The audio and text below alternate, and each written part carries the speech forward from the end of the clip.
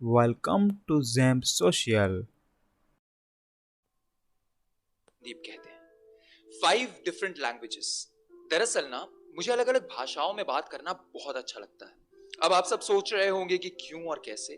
तो बात यह है कि मेरे घर में मेरे एक बड़े भाई है और किसी भी एक मिडिल क्लास फैमिली में दूसरा बेटा होने का मतलब यह होता है कि आपकी लाइफ पहले से डिसाइडेड रहती है, आपको वही करना है जो बड़े भाई ने किया है।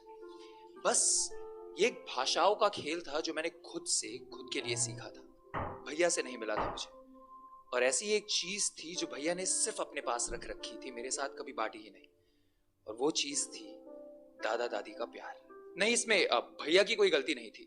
दरअसल वो घर के बड़े बेटे थे और दादाजी के पहले पोते।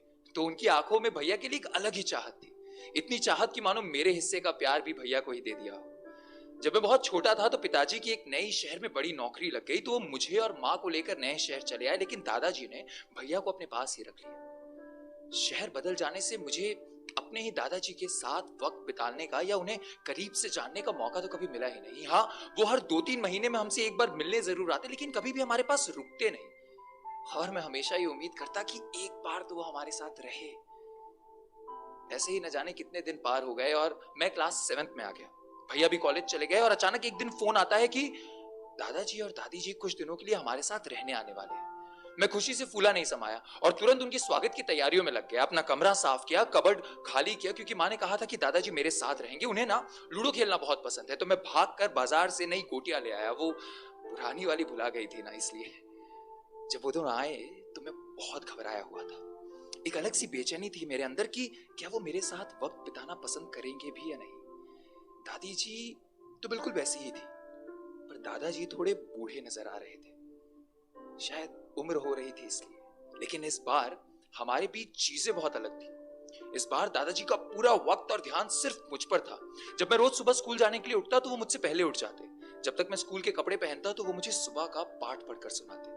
उसके बाद जब मैं स्कूल से वापस आता तो सोफे पर लूडो लेकर तैयार बैठे रहते। घर के सारे सदस्य दोपहर में सो जाते थे, लेकिन मैं और दादाजी घंटों साथ बैठकर लूडो खेलते रहते। मैं हर बार जीतता था, हर गेम मैं जीतता था, लेकिन वो कभी हारते नहीं थे। बस वो मुझसे जीतना नहीं चाहते थे। फिर शाम में घर के पीछे वाले पार्क में मुझे एक छोटी सी सैर पर लेकर जाते। अक्सर 2-4 कदम चलकर वो थक जाते थे तो एक पुराने से बेंच पर मुझे बैठाकर देश विदेश की कहानियां सुनाते थे।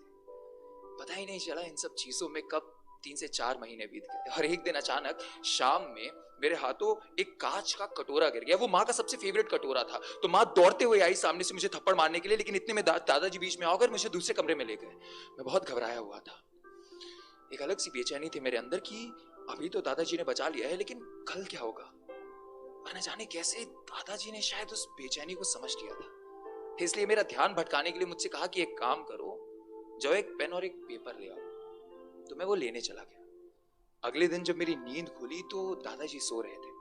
जब मैं स्कूल से वापस आया तो वो चुपचाप सोफे पर बैठे थे, कोई लूडो नहीं सजाया था। तो मैंने मजाक में उनसे कह दिया कि क्या बात है दादाजी, आज हारने के डर से लूडो ही नहीं निकाला।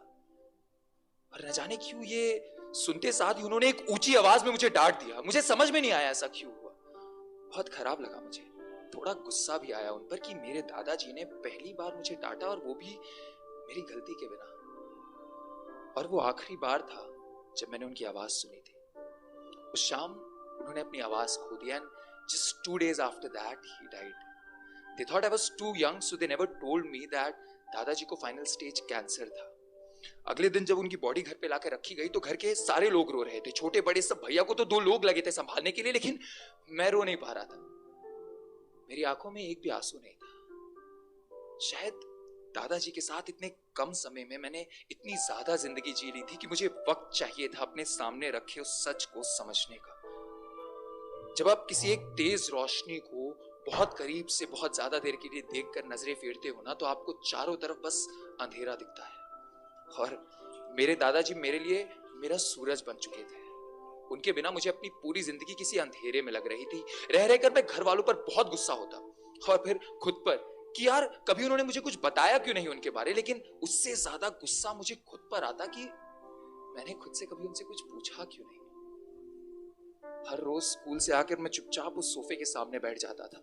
लूडो तैयार रखता था, हर एक रंग की सारी गोटियां मौजूद थी, एक एक्स्ट्रा डायस भी था। यहां मैं बैठा था, पर सामने सामने दादाजी नहीं थे। मेरी जिंदगी में उनकी जगह एक अकेलेपन ने ले ली थी। उस अकेलेपन को मैं हर शाम अपने साथ पार्क में घुमाने लेकर जाता, उस बेंच पर बैठाकर उससे घंटों बातें करने की कोशिश करता, लेकिन अकेलेपन के पास कोई किस्से या कहानियां नहीं थे सुनाने के लिए।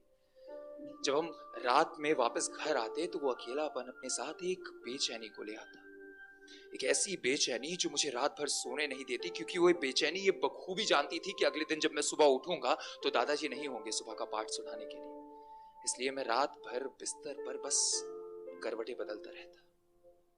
पता ही नहीं चला इन सब में कब 4 महीने बीत गए। मुझे नहीं मालूम दादाजी कहाँ थे, पर उनकी यादें आहिस्ता आहिस्ता मुझे कमजोर कर रही थी, और शायद वो जहां भी थे इस बात को समझ गए थे। हर बार की तरह मेरी बेचैनी को इस बार भी समझ गए थे, क्योंकि अगले दिन स्कूल बैग सजाते वक्त मुझे एक पुराना पेपर मिला। ये वही पेपर था जो उस रात दादाजी ने मुझसे मंगवाया था। उस रात दादाजी ने मुझे कहा था कि बेटा, जिंदगी में हर छोटी बड़ी चीज में बेचैन होने की जरूरत नहीं है, सब्र रख और अपने जज्बातों को वक्त दे। ये बोलते हुए उन्होंने उस पेपर पर मेरा नाम लिखना शुरू किया, बहुत आहिस्ता, धीरे धीरे, पहले इंग्लिश में, फिर हिंदी में, फिर पंजाबी, बांग्ला, उर्दू। और वो मुझे देते हुए कहा कि ये सिर्फ और सिर्फ तुम्हारे लिए है।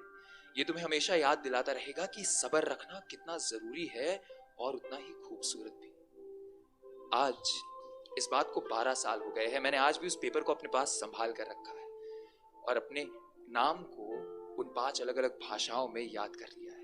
अब जब भी जिंदगी में कोई अलग सी मुसीबत आती है, कभी कुछ ऐसा लगता है जो मेरी काबू से बाहर हो या जो मैं नहीं कर पाऊंगा, तो मैं अपनी आंखें बंद करके अपने नाम को उन 5 अलग अलग भाषाओं में लेता हूं, अपने सारे जज्बातों को समझता हूं, उनकी खूबसूरती को देखता हूं, उन्हें वक्त देता हूं और फिर उन्हें अपनाकर, आजाद करके अपनी उम्मीदों को दोबारा। प्लीज़ सब्सक्राइब करें my channel XAMPP social, like करें, शेयर करें और कमेंट करें।